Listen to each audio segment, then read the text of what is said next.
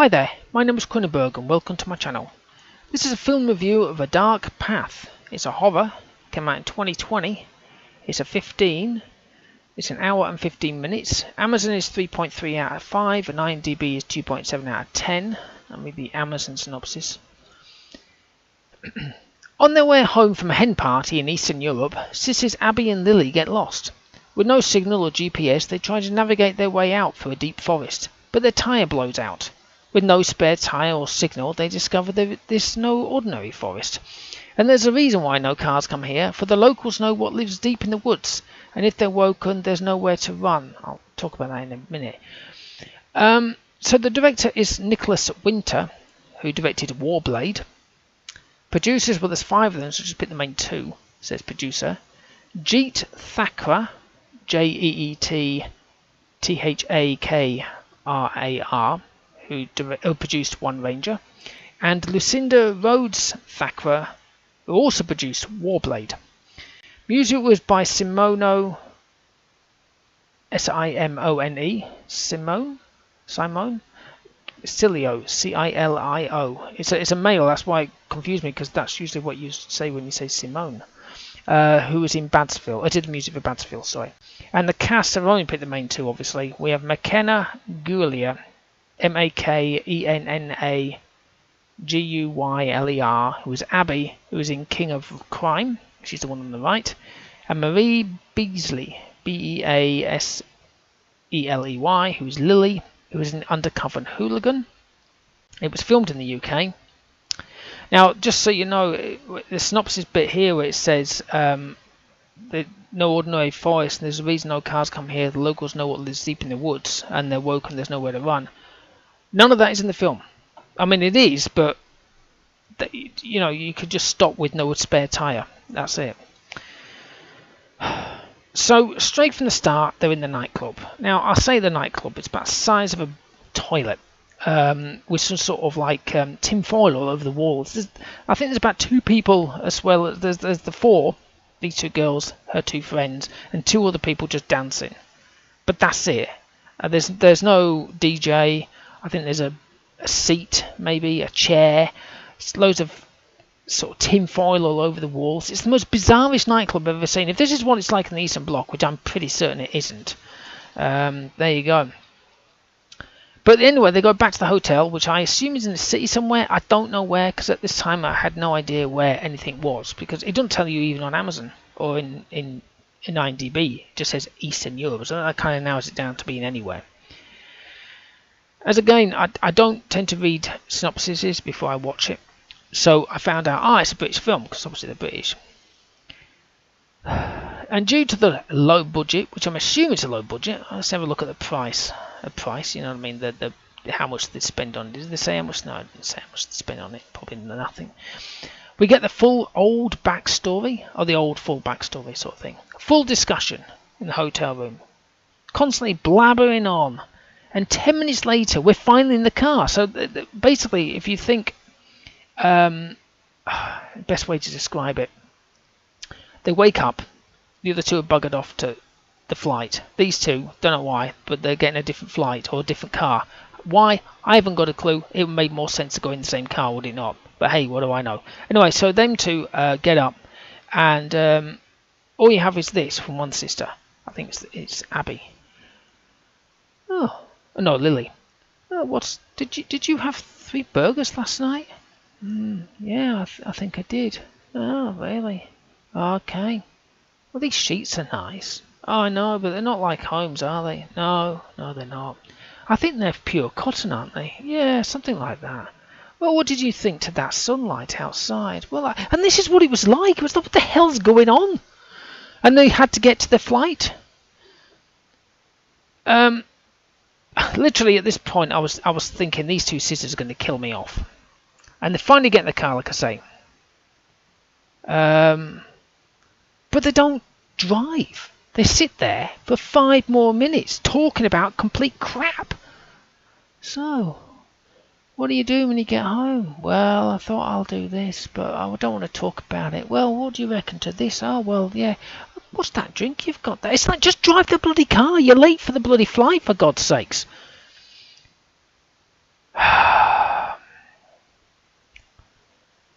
whatever country that they're in, the country roads are better surfaced than ours.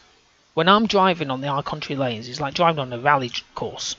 There's potholes everywhere. You don't go near the edge because you end up in the ditch or sort of scraping your tyre against that dodgy tarmac. You're avoiding all the bloody birds and all that lot that have been scattered all over the place. Maybe a deer jumps out in front of you. Then you bounce down another pothole. You fly over a speed bump. There is none, obviously, but it looks like a bloody speed bump. You're hurtling down at 30 mile an hour or 50 mile an hour, and then you realise that, hang on a minute, the road's just gone. Anyway, but yeah, over there, lovely smooth, all surfaced. I was like, yeah, I love that. Oh, God. So driving's the weird one. This was like, what the hell am I watching? So if you can picture it. So also you're driving on this road, right? This road that she says it's a straight road to the airport, but when you're driving on it, it becomes a dirt track. Hint, hint. You would turn around. Anyway, so it's daylight as they set off to the airport. I'm assuming in the morning. I haven't got a clue, but I'm assuming sometime early morning. They're driving in the car. Outside, when we look where they're driving, it's bright daylight. We flip back to the car where the two sisters are driving.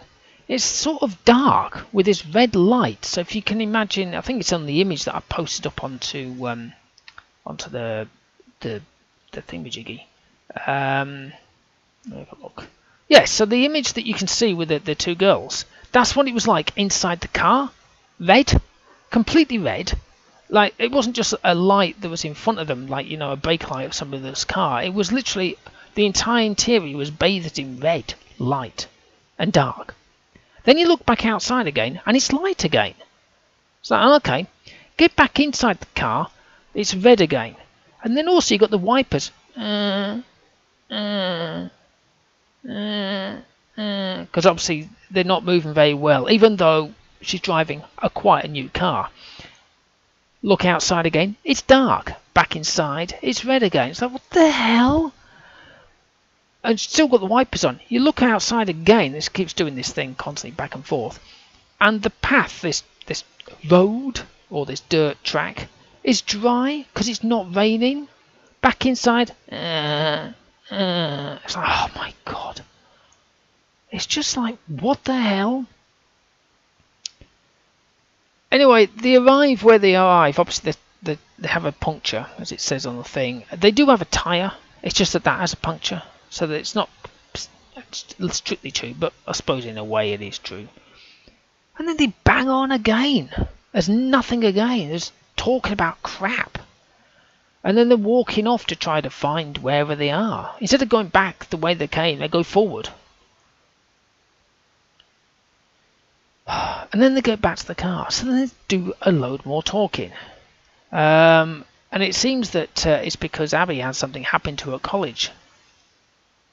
But the thing is, I'm supposed to be watching horror, and 30 minutes is literally like, it's just discussing stuff that might affect you.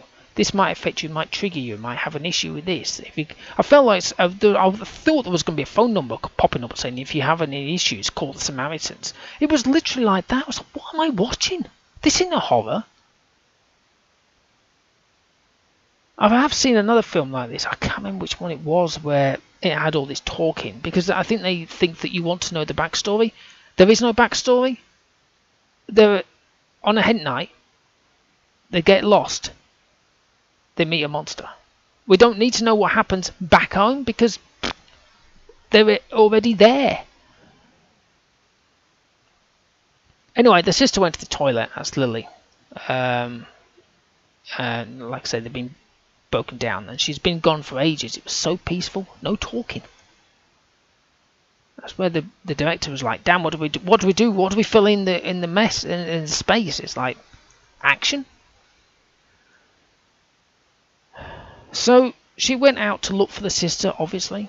And she heard something, so she ran back to the car, which she would do. So she's in the back seat, and she's got this camcorder. It's got night vision on. I thought, oh, cool, fine, whatever. So we look outside she's like hunkered down in the back seat with the camcorder hovering over the window and looking out. And it's like, look at a tree. And then we come back to her, hunkered down. There seems to be a light on in the herb for some reason. I think it's from the camcorder. Then back out, same tree, back down. That's her. And then we view on her for like about a few minutes. I was like, why? Just do something. So of course we have the camcorder with the night vision on, so we have to look like we're going through night vision mode. So you're scared, your sister's missing, you've met a woman whose boyfriend who's lost. You've just met this woman, and bear in mind this woman goes, help, help, I need help, help. And then this woman, Abby, comes along and says to her, or Lily, is it Lily? I can't bloody remember the names. Abby says, do you speak English? She's like, well, duh, she just said it to you. I mean, you're in a foreign country, you're on your own. If you meet somebody and they don't know you and you don't know them, and they're from that country, you would assume they're speaking their language, like, I don't know, French or German or whatever. They wouldn't speak in pure English to somebody in a different country, you know what I mean? But apparently not. Apparently she assumes that people that she's never met before in the middle of a forest will speak English to her in a foreign country, even though she's never spoke. Anyway, like you say, you're wandering around, and then you find this woman, and she buggers off. I don't know where she goes. She just runs off. So do you think, well, I'm going to stay close to the car where it's safe? Maybe the sister will come back to me.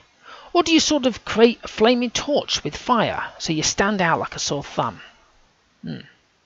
Of course, bear in mind she's still got the night vision camera. So she's using this night vision in this building or whatever it is. Like, I can't see. And then we pan back and she's bathed in bright white light, like there's sort of floodlights all around her.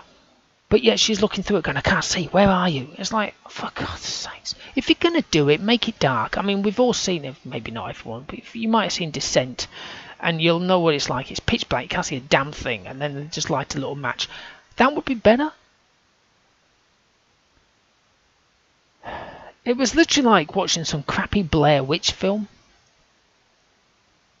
And yes, finally, the one thing I look for in every horror film, a trip. It happens all the time, and I get really annoyed when I never see one. But I saw one. So there she was. I'm not going to say who it was running, and she tripped over and dropped the car keys and was rummaging around for it in the leaves. Maybe putting them in the pocket would be the next best thing, but hey. Then we saw a close-up of the monster. It wasn't actually that bad. So, horror? No, not really in my eyes. It's more for suspense, but that's what it's tagged down as, so unfortunately that's what I'm going to have to put it down as. If you got rid of all this long drawn out conversation that these two sisters kept having, it would be a 45-minute film. It's weird driving scenes, like I say. You see the monster briefly for, a couple of minutes. It's this kind of ending. It's literally like, what? I'm not going to tell you the ending, but it's just, I'm surprised I got that far. I'm giving it a rating of 2. So that's even lower than the IMDb one. It's just, here's a word of advice. I mean, I'm not a director. I'm not a film critic. I'm not that. I am a critic. I'm reviewing films. But here's an idea for any aspiring directors out there. If you're going to do a film that's a horror and you don't have that much money, fine. You can make a horror, whatever. You can do all the stuff. Just don't have a long drawn out conversation for nearly 10-15 minutes about stuff that nobody gives a flying fart about. Nobody cares about what her backstory was, because also what happened is when the sister then ran off, all that backstory just fizzled away. It was like, what was this? I was assuming it was going to be something that it would relate to the film. This happened, blah, blah, blah. And then something would happen, and then she would react. But it didn't. It just sort of, okay, this is my backstory. I'm going to talk about it, why I feel so bad, and what happened at home, blah, blah, blah, blah, blah. Okay, yeah, we're a drama queen. You walk off, and that's it. And then it's just like, why? And, and the hotel room for 10 minutes just chatting away. And also, if you're going to do a car drive, don't make it so the inside the car is bright sodding red or orange and outside is sodding daylight. Anyway, hopefully you've enjoyed watching and listening to this lovely film review of A Dark Path. Please subscribe to my channel. I've got plenty of other horror films out there. A lot are actually better than this. Not all of them. Some of us quite crappy as well. But you know, as I always said, I watch these so you don't have to. Give me a thumbs up if you liked this video. Leave a comment in the comment box below if you've seen this film. Did you enjoy it? Okay, well, thank you and goodbye.